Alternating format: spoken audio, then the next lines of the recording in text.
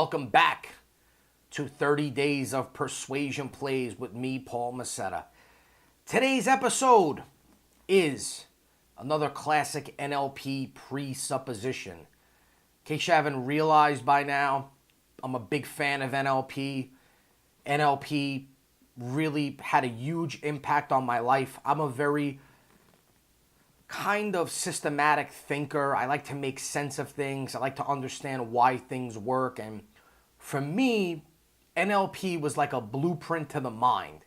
It was like a way of understanding everything that I had already known about people, but understanding why they do things. And so if you've never studied NLP before, I would highly recommend that you start learning about it. If you've ever heard of Tony Robbins, Tony's able to achieve all kinds of great results with actors, celebrities, athletes, high caliber people. He's able to take them to the next level and experience breakthroughs. And all he's really using is NLP. He is John Grinder, one of the co-creators of NLP. He's John Grinder's most prized student. So we know it works. Dig into it. Check it out. So one of the presuppositions of NLP, which is extremely powerful, is this. The person with the most flexibility within a system influences the system.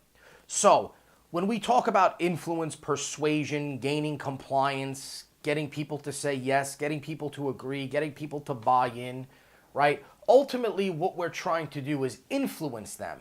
Whether it's one person, 100 people, 100,000 people, 1,000,000 people, tens of millions of people, we're ultimately trying to influence them to our way of thinking. And so if we want to influence a system, what this presupposition tells us is that ultimately we have to be flexible, because the person with the most flexibility ultimately has the most options, and the person with the most options influences the system. So I want to give you 3 tips on how to use this to your advantage. So the very first one I want to give you is to have an open mind.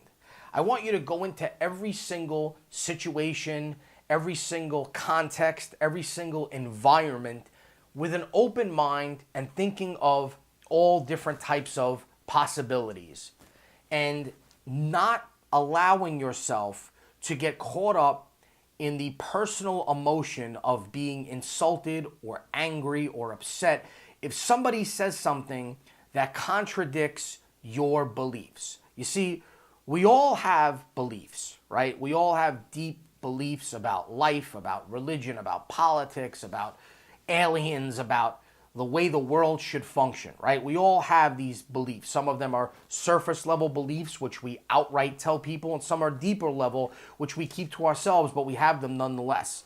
And a lot of times during a communication, during the communication cycle, or in a certain context or environment, we are going to experience and have interactions with people that have different beliefs than us, that completely contradict our beliefs. And what the poor or the average communicator does is they get caught up in that. They take that personally, and they let that override their ability to influence the system. And so what I want you to have instead is an open mind with lots of possibilities. I want you to realize that while somebody's beliefs can completely contradict yours, and you may get insulted about that, keep that to yourself and have an open mind that still there may be a way for the two of you to reach an agreement if you just simply put that fact aside for the moment. So have an open mind when it comes to context, environment, and situation. Remember that the context may change, the environment could change, or the situation could possibly change. Those are the 3 things that I tell people all the time when it comes to influence and persuasion. Those are the 3 main variables that you have to always concern yourself with. You see, persuasion, when you think about it, is a paint by numbers type of system. It's based on psychology, right? It's a cause and effect system. You do something and then you elicit a response, right? So if it's a paint by numbers type of systematic blueprint, then how come it doesn't work all the time for everyone? The reason why is because of those three variables: context, environment, and situation. So you always want to be cognizant of those three things. And in doing that, you want to always have an open mind about how the context could possibly change, how the environment could change, or how the situation could change, instead of getting hung up on one particular thing that somebody else said, or feeling as though they're attacking or insulting your beliefs. The second thing is to arm yourself with an arsenal of techniques and or alternatives. Listen, here's the thing. As I just said, persuasion is a paint by numbers systematic blueprint. Yes, context, environment, and situation ultimately dictate what techniques should be used and when, and how successful you'll be at using certain techniques. But at the end of the day, if you're not armed with these techniques, then you can't use them.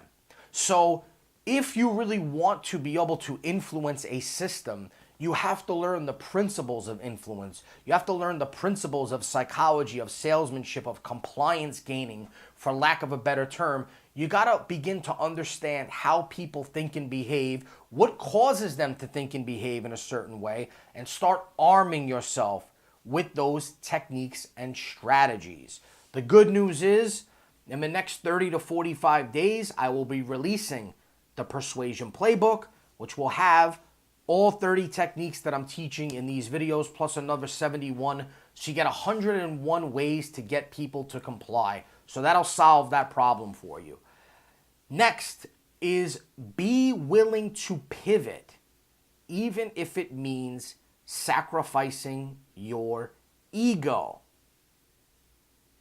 Very difficult thing for a lot of people to do. Listen, we're emotional creatures. I said that in the very, very first video, that people are emotional first and logical second, right?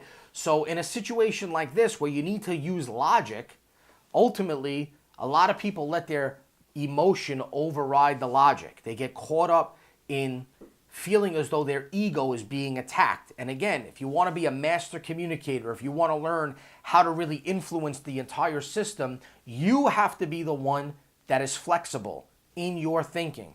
So you have to have an arsenal of techniques and strategies, and you have to know when it's time to pivot and either use another technique or strategy or communicate in a different way. Try something different. Try switching your presentation from data and facts driven to a story. Try switching from a story to an analogy. Try switching from an analogy to a metaphor. Just simply pivot the way that you are presenting or communicating with that person. If you feel that at some point in the communication you needed to be tough with the person and be a little hard on them to drive your point home, and now you're sensing that that's not working anymore, maybe you've kind of just gotten your point across using that strategy, maybe now it's time to pivot and go to a more laid back, softer approach. The point is, you have to be flexible. The person with the most flexibility within a system influences the system. How do you become flexible? Have an open mind.